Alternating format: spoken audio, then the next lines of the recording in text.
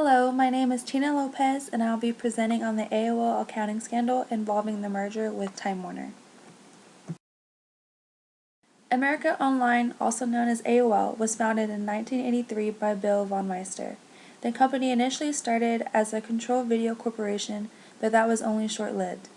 Their sole product was an online service called GameLine, where subscribers purchased a modem and they were temporarily able to download games for $1 each. Steve Case was hired into the company in January 1983 as a marketing consultant, and then eventually became the CEO in 1991. The company's strategy later changed to focus more on providing online services for computers rather than gaming consoles.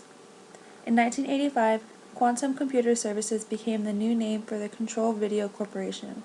Quantum teamed up with Apple to launch Apple Link, a service for Apple and Macintosh computers.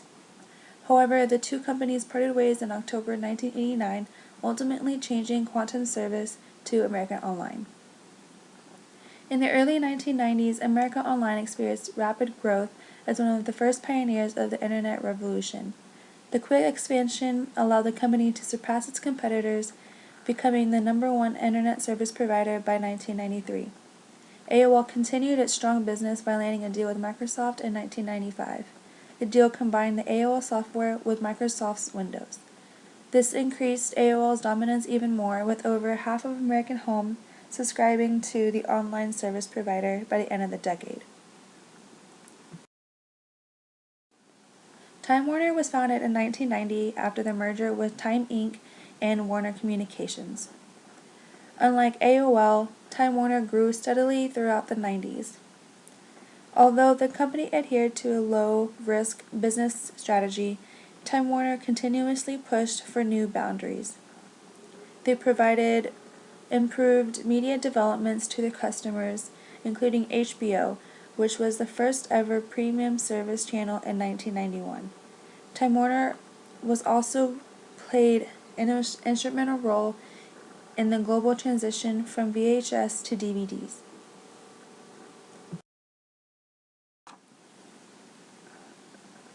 At first, the two companies seemed like the perfect match. Time Warner was trying to break way into the Internet market, so AOL would be able to provide millions of new subscribers. AOL could also benefit from Time Warner's cable network to distribute its services. In 2000, AOL purchased Time Warner for $164 billion in stock. However, this perfect match did not last long, with the company's scandal going public in July of 2002.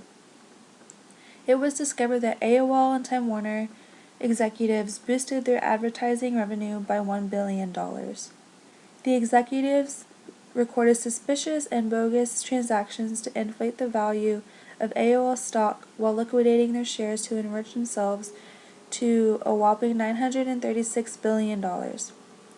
It all started when AOL was recording anything as advertising revenue, such as legal dealings, purchases of eBay ads, or simply just shifting funds from other divisions. Overall, AOL violated GAAP's revenue recognition principle in order to meet year-end revenue targets. When the SEC opened an investigation, AOL tried to water down the situation with no one taking full responsibility.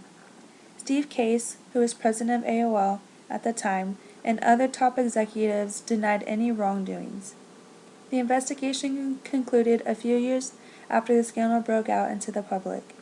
In December 2004, Time Warner agreed to pay $510 million to settle for criminal and civil charges from the scandal with AOL. As mentioned before, the company did not admit or deny any wrongdoing as part of the settlement. Also, no employee or any top executive was required to pay fines or face sanctions. This served as a step forward for Time Warner to try and fix its tarnished image since the merger with AOL. Shortly after the scandal was over, both companies parted ways to pursue their individual businesses. Currently, the two companies are well off and financially stable. In May 2015, Verizon acquired AOL for $4.4 billion. Many analysts said the deal between these two companies made perfect sense. AOL services would be used in massive global networks, whereas Verizon would be able to broaden its advertising sales platforms and increase its video production abilities. America Online was once known as the godfather of the internet, but it all took a turn when the company merged with Time Warner. Executives decided to inflate their advertising revenues, causing the internet empire to eventually fail in the end. Since the 2002 accounting scandal, AOL was able to make logical business deals as the next steps in moving forward.